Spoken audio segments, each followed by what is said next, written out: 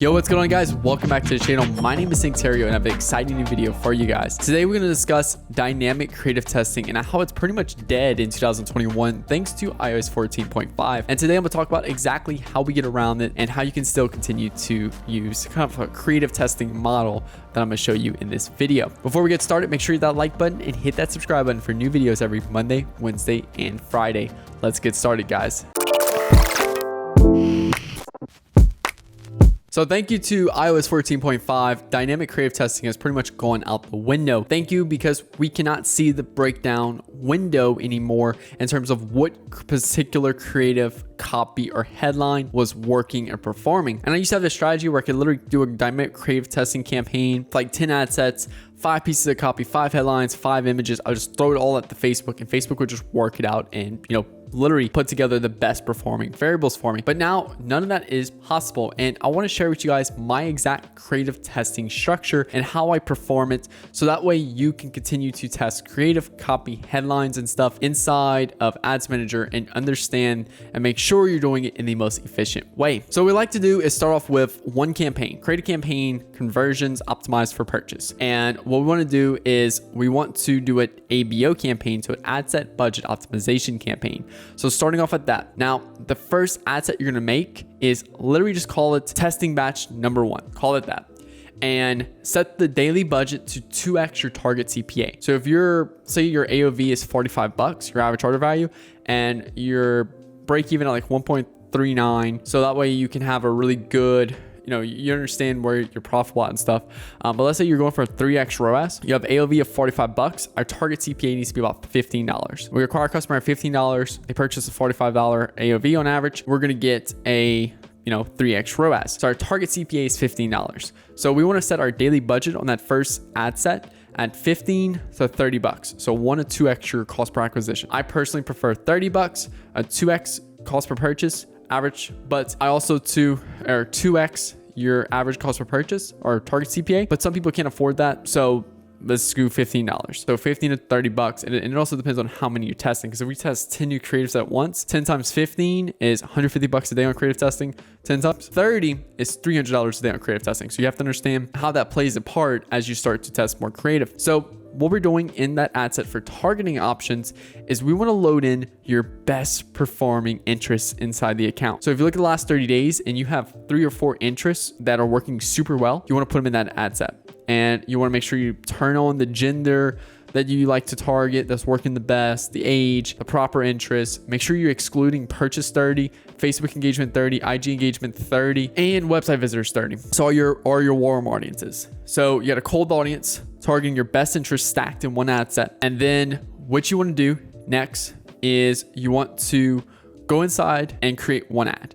And this one ad should be testing one variable that's completely of whatever you want to test. So let's say, for example, you have your best performing ad right now has ad copy, headline, and a blue image. Well, you want to see if a red image does better than a blue image. And again, this could be anything right here that you're testing, but we're going to test creative first. So what you want to do is create a new ad, same copy, same headline, but a different image. So you have ad 1 that's performing super well. We're going to create a variant of it in our creative testing batch, our creative testing ad set. And we're literally just going to change one thing. Because if you want to run a test, you understand you need to isolate variables one by one. If you look at variable testing online or scientific experiments and stuff, it's all about isolating one variable when you're testing something. So for me to test a whole new ad, new copy, new headline, and new image and say this one performs better than this one, there's a lot of different factors that's be changed. So one variable, one ad, and then one ad set. So creative testing campaign, creative testing batch number 1, or let's just call it batch number 1, and then one ad that literally the only difference is the image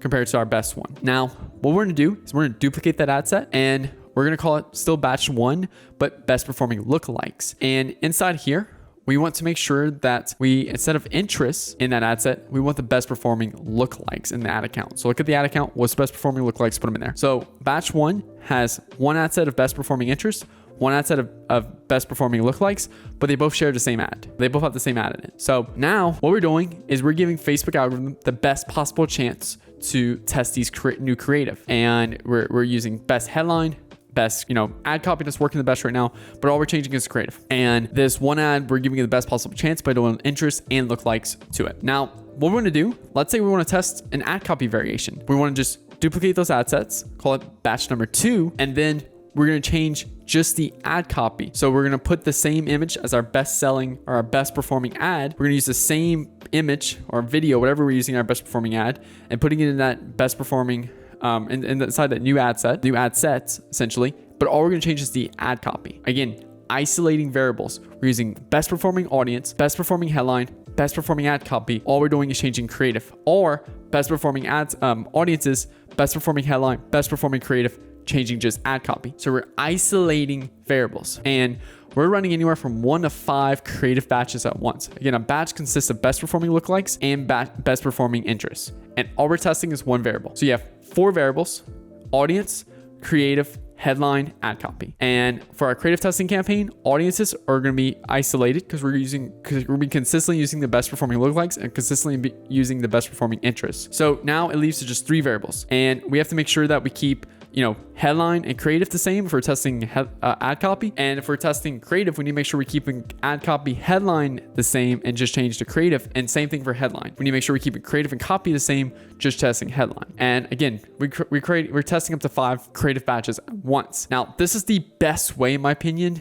I think this outperforms even dynamic creative. And what we do is we let this run for 3 days at a minimum. So 3 days for the Facebook algorithm to optimize. Do not touch it unless it's horrible on the soft stats. If soft stats, your CTR and CPC is through the roof, so a very, very low CTR and a very, very high CPC, then obviously this creative or headline or copy is just not working.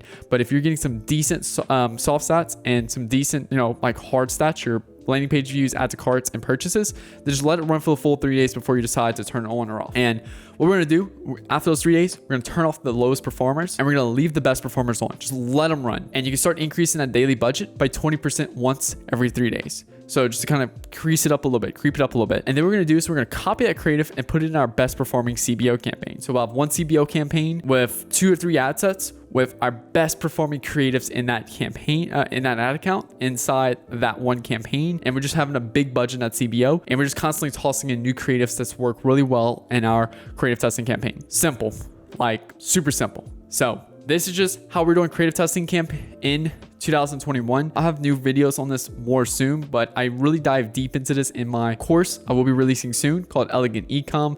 We're looking at a release date sometime early July. So really excited to share with you these strategies and stuff of how we grow in accounts to multiple 6 and 7 figures using these strategies. If you are a Shopify business owner and your brand's doing anywhere from 20K to 50K a month, and you feel like you're stuck, you feel like you just, either A, you don't have the time to run ads anymore, or B, you're trying everything right now, ROAS is very low, and you just feel like you're losing profitability with your business and you need some help, well, book a call below. When we help you create an actionable plan you can use for your business, and you can either take it and run with it, or you can actually work with us if you want. Optionally, hire us and we'll actually implement this plan for you. So make sure you click the link below to book a call.